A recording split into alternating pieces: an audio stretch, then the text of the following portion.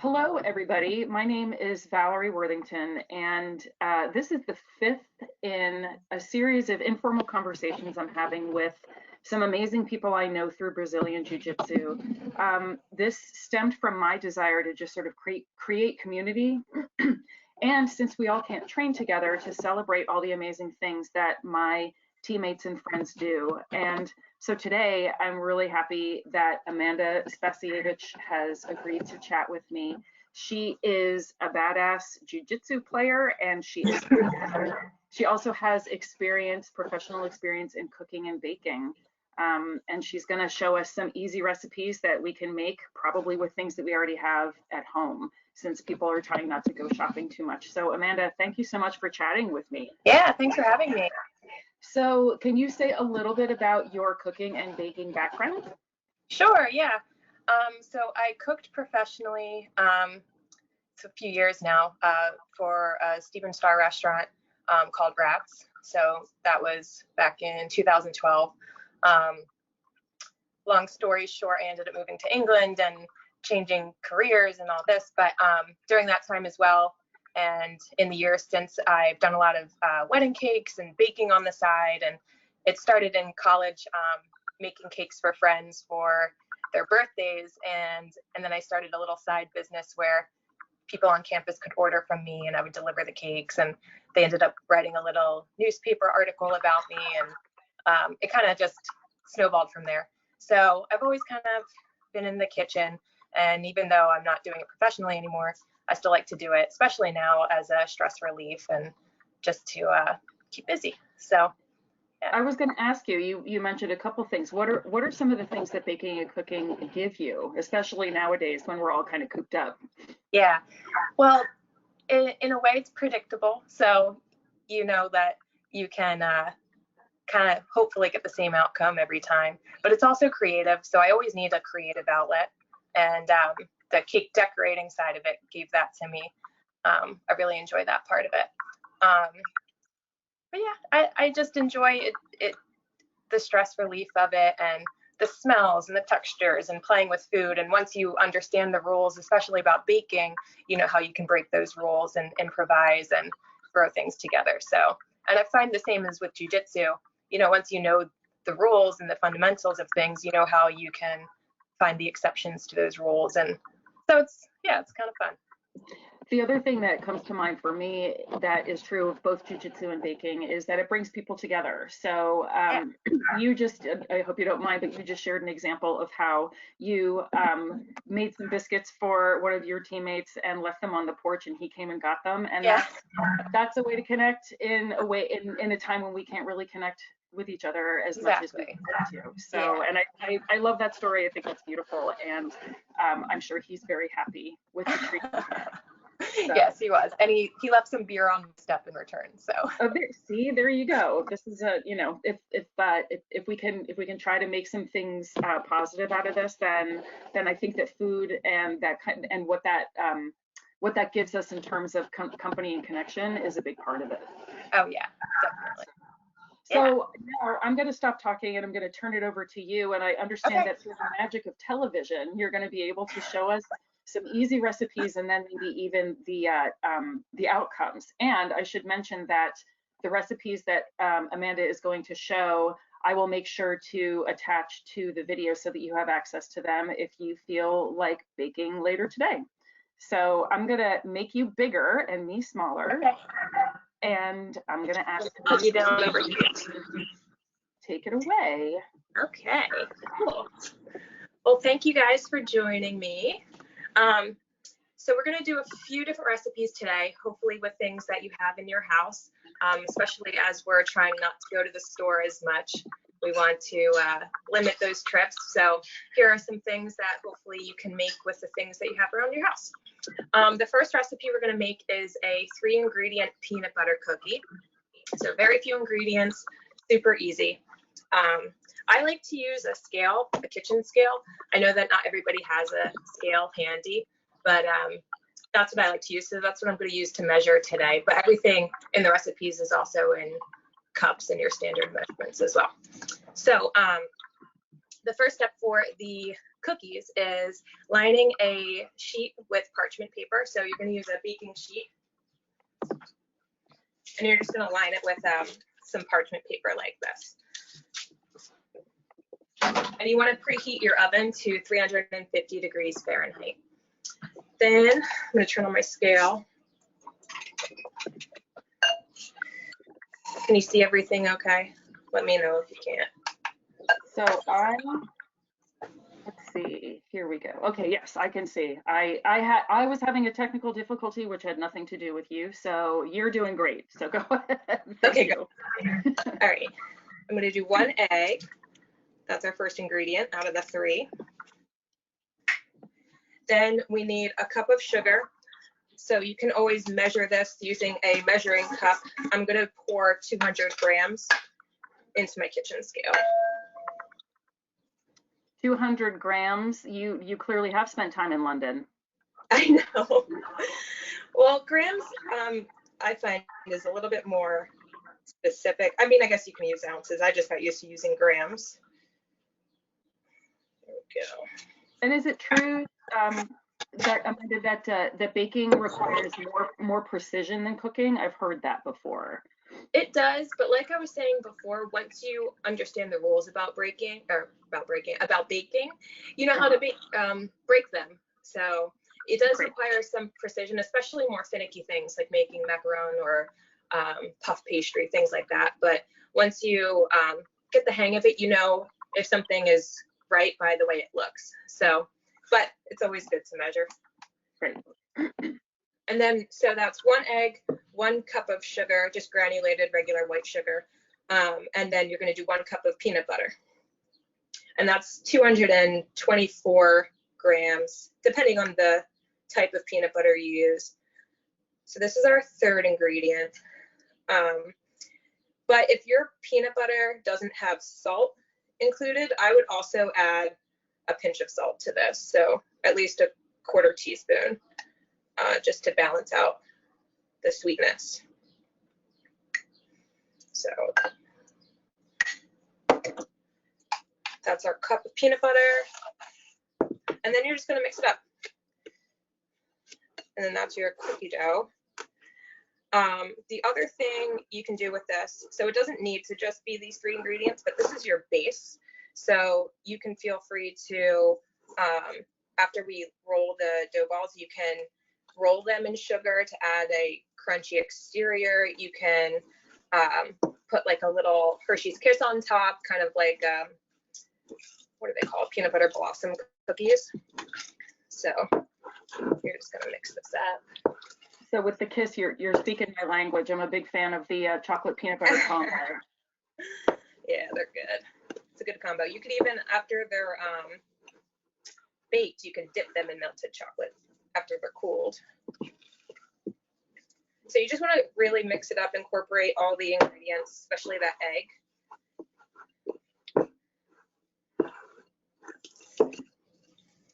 And then your mixture is going to look something like this. And I found that if you give it a minute to sit and kind of like soak up, it becomes a little bit thicker as well, which can be easier for rolling, because that's what we're going to do next. So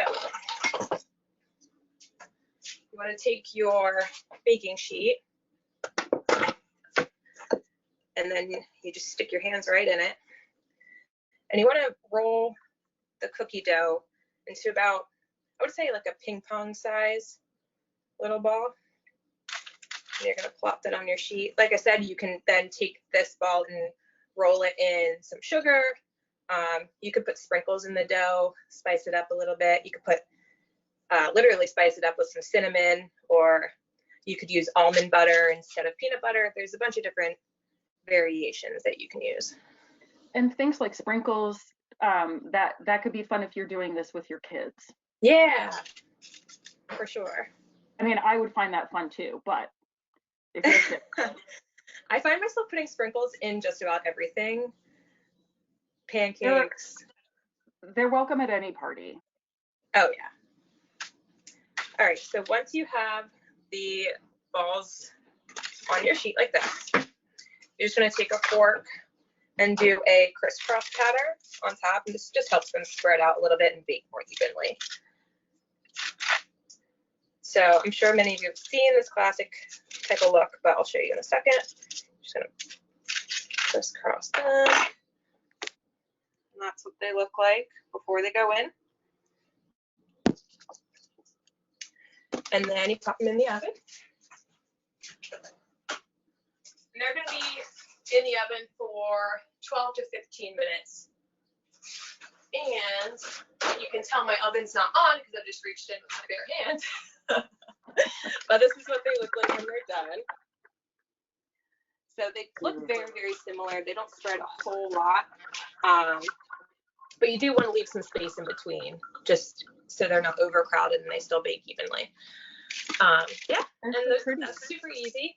Like I said, you can drizzle with chocolate after they're done. We like to crumble them up on like making yogurt parfaits instead of granola, because that's kind of healthy. I don't know. They're so pretty. Yeah, they're cute. They're cute little cookies. Delicious. And you, they're just 3 ingredients, and you had mentioned earlier that you have some loved ones who can't stomach flour. So this is a gluten-free recipe, right? Yeah. Yep. Gluten-free. Unfortunately, it's not vegan, but our next one is vegan, just by coincidence, not by design. So we can move on to that one too. So that was super easy, super quick, in the oven, 12 to 15 minutes, and then you have some cookies. And like I said, you can use almond butter as well. I know a lot of people prefer almond butter, so yeah, works with that too. Okay, so then the next recipe we're going to do is a simple vanilla cake, and it doesn't have any dairy, it doesn't have any eggs. It's really easy with stuff you have in your pantry. So just your typical flour, sugar, baking soda type of situation. So I like to spice it up with some sprinkles, but that's just me. All right, so we're going to do the scale again, this setup. Again, 350 degrees on your oven. That's pretty standard with baking. And then you're going to prepare a 9-inch cake tin. So just grease it. You can use butter. I use cooking spray for something like this. And then just a light dusting of flour. You just want to shake it around the pan, tap it around, dump out the excess, and then it's coated like this. You just want a light dusting of that. Okay. So this recipe starts with a cup and 3/4 of flour. So that's 210 grams. I had a lot more flour yesterday, and then those biscuits kind of ate up a lot of them. So hopefully I have enough. The ones you made for our friend. Yeah. Oh yeah, I have enough. The long biscuits. All right, so with this, you're going to start with your dry ingredients. So the flour is the first one, and then you're going to do a teaspoon of baking soda. And this is what's going to give us that leavening effect, since we're not using eggs. Typically, you would use baking soda anyway, but this is going to be the sole thing that is going to leaven this dish. So do a teaspoon of that. And we're going to do a 1/4 teaspoon of salt. I'm kind of a salt freak. I like it a lot, so I usually dump a little extra in there. I'm a big salt fan too. Is it only for flavor, or does it have an effect on the finished product as well? It really is only for flavor. Sometimes it can be a tenderizing type of agent, but in the quantities here, it is so minimal that really it's just to balance those flavors out. Okay. So these are our dry ingredients. We're just going to give them a little whisk just to incorporate them. And we're also going to make sure the flour doesn't have any big lumps in it. It's almost like a makeshift sifting method without getting the sifter out. It's not as effective, but it still works. Okay, so those are our dry ingredients. Now we're going to move on to the wet ingredients. So we're going to use vanilla.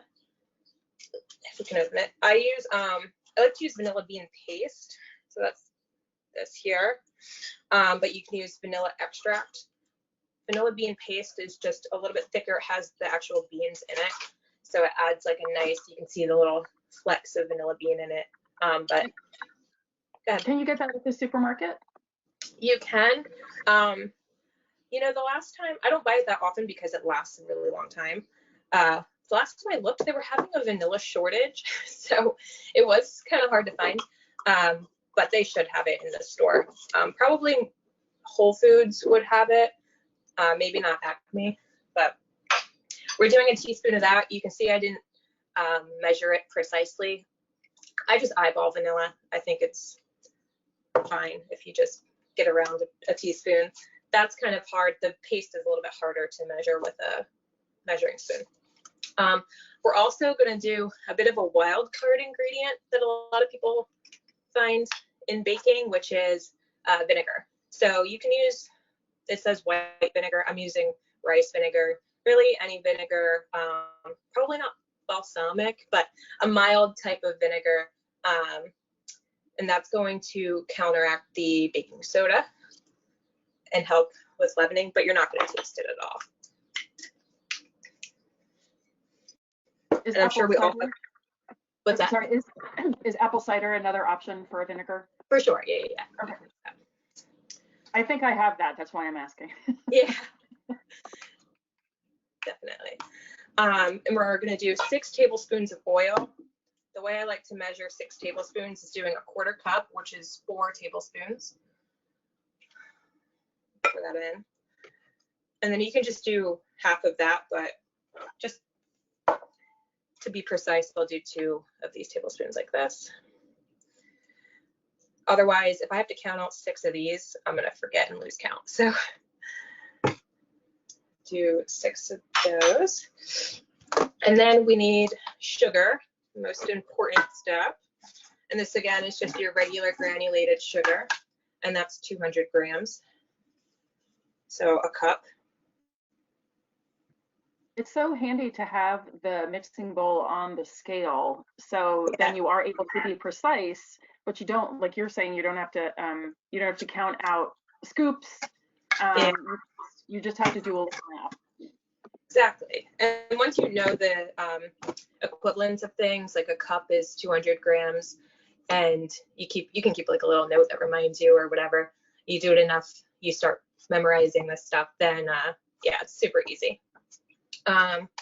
So did I remember everything? I think so. So now we're just going to give this, no, I didn't remember everything. We need a cup of water, otherwise this is not going to mix. Well, and that's my fault because I keep talking to you.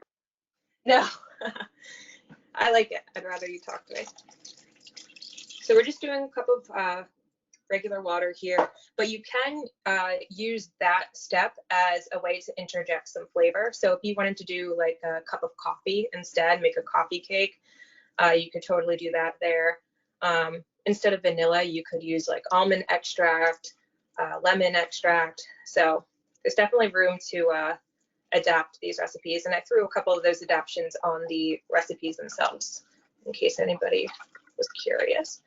So you're just going to give this a good whisk and get out some lumps. Make sure that there's no big hunks of flour or sugar anywhere.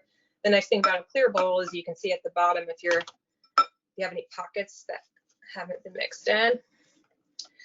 You want to be careful not to over mix it. You're doing it by hand, you're not using a mixer, so it's unlikely you're going to over mix, but if you stand here for 10 minutes mixing it, you might get a tough cake. And then the last thing, which I find the most important, is the sprinkles. We're going to do about 2 tablespoons. I just like to use the palm of my hand, 2 handfuls of those. We just add them in at the end and stir them in. It makes a confetti cake. Because who knows how many birthdays we're going to celebrate in quarantine. It's a good point. It's a really All right, so now we're going to take our cake tin. This could also be made in a square baking dish, so like an 8x8 baking dish. You could double the recipe and do it in a 9x13. You want to pay attention to the baking times if you do any changes like that. And right. are there modifications for those kinds of measurements that you can find online? Like if you're using a circular pan as opposed to an 8 by 13 pan? Yeah, yeah, I'm sure that's one of the things that as you become more familiar and in a routine with baking, you'll get a feel for, okay, I can double this, put this in, it's probably gonna need 5 more minutes, but you just keep checking it. And the way you do that, I'll show you in a second. We're just gonna pop this in my very on oven. Well, that was convincing. I know. And it's gonna bake for about 30 to 35 minutes. What you'll do, I have skewers here, wooden skewers. You can use just a normal toothpick. You're just gonna insert that in the middle, pull it out, and when it comes out clean, no like runny batter on it, then it's fully baked. So it's gonna cool in the pan for about 5 minutes, and then you're gonna wanna turn it out of the pan. So you use a butter knife around the rim of the cake tin. And if you want to leave it in the baking dish as well, like a 9 by 13, you can just serve it in the pan and put the glaze on top. But if you want to turn it out, you're going to run it around the rim and then cool it on a baking dish or a cooling rack, and then you can put it on your plate here. So here's your finished cake. This is what it'll look like. Yeah, it's a cute little guy. And then you can frost it with anything you want. You can, I have a can of frosting in the cupboards. I'm sure a lot of people have that handy. Or you can whip up a buttercream. So that's just butter and then powdered sugar, a little bit of milk to loosen it up. We're going to do a quick glaze though. So I need a bowl. I used all my cleared bowls.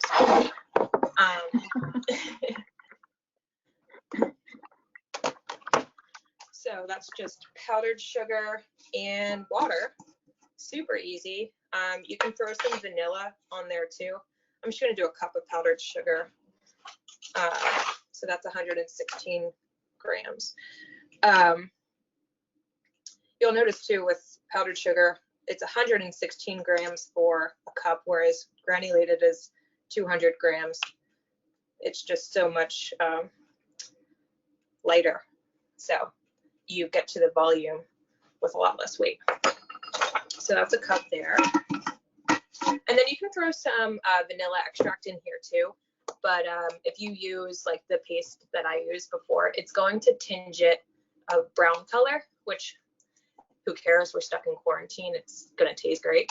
But it kind of looks a little bit dingy. So I'm just going to leave it out for now and just keep it pure sugar. Well, you had also mentioned other types of extracts, right? Like almond extract wouldn't have that same color. Maybe a lemon extract wouldn't have that same color. So are those other options?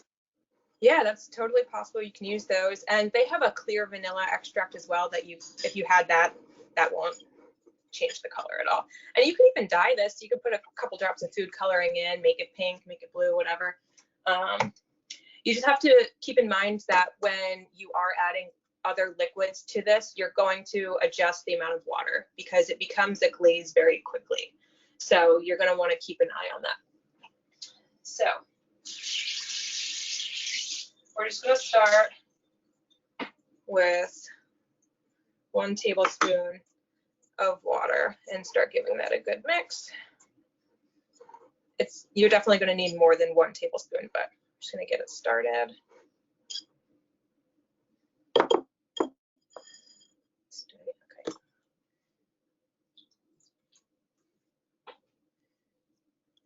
And then I didn't add the whole thing there. You're just going to, like I said, do a little bit at a time, keep whisking, and then you want to end up with a thick glaze that's still pourable. It slowly falls back into the bowl, creates light ribbons. So I'll show you that once it's there. And you have to make a mess while you do this. It's required. Absolutely. Well, and is one of the ways that you show that you've worked really hard is you put some flour on your face, right? So, yeah. So it looks like you've been working hard. Exactly. So you don't have to do that today.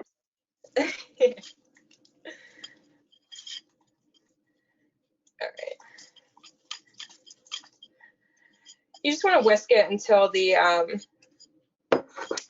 the powdered sugar doesn't have any clumps in it. So this is like a slow ribbon here, so that's good. So just use a spatula. Just pour this on the cake.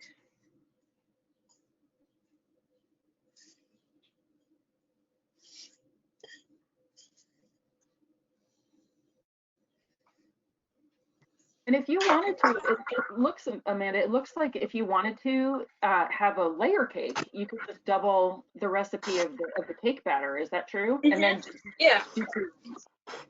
Yep, you could totally do that. Yeah, I probably will do that after this since I have another one that I'm going to end up with. So if you do a layer cake though, you might want to use a sturdier frosting recipe. This one is a little bit, you'll see as it sets, it's quite runny, even though it's spreadable right now. It doesn't really have the structure to hold up, so your top layer might slip and slide. So I would use something like a thicker buttercream, or even your canned frosting would work in that sense. Good to know. So this, you're just going to spread it out. I'm using a butter knife. You can use an offset spatula, which makes it a little bit cleaner. If you made it a little bit runnier, you could just have it run down the sides. That's always nice.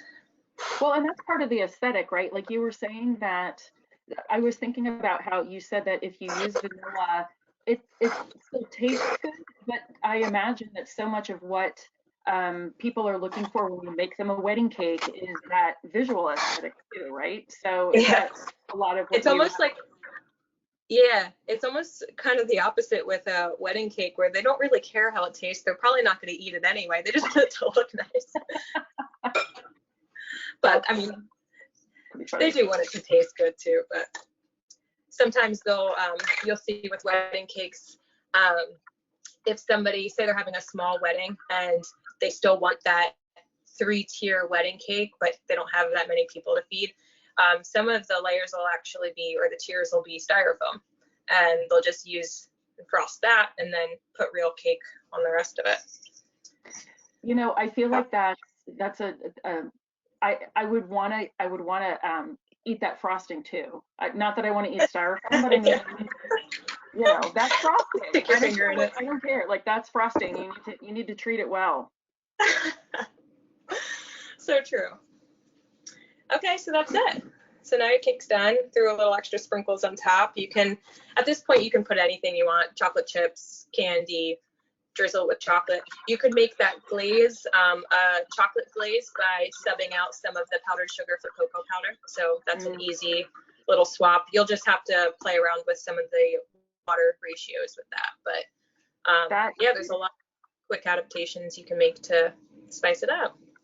That is beautiful, Amanda. Both of those recipes are so easy, and that sort of reduces the pain of not being with you, so that I can have a piece or a cookie because I can just make them. It was funny because Andre saw them sitting here and he was like, "Oh, I was really close to eating one, but then I remembered you're probably going to need those for later." But like I said, through the magic of television, you were able to walk us through the process and then show us the finished product. So that also means that you were busy earlier today. So thank you so much for taking the time. Of course. I didn't want to have my oven on and leave cookies in during the second portion and catch my house on fire. So that's probably smart. Do you have time to answer a question or two? Of course, yeah. So one of the questions was for the vinegar, if malt vinegar will do, or if that's one that you should stay away from flavor-wise for the cake. I would hesitate to use it, but again, it's so minimal, the amount.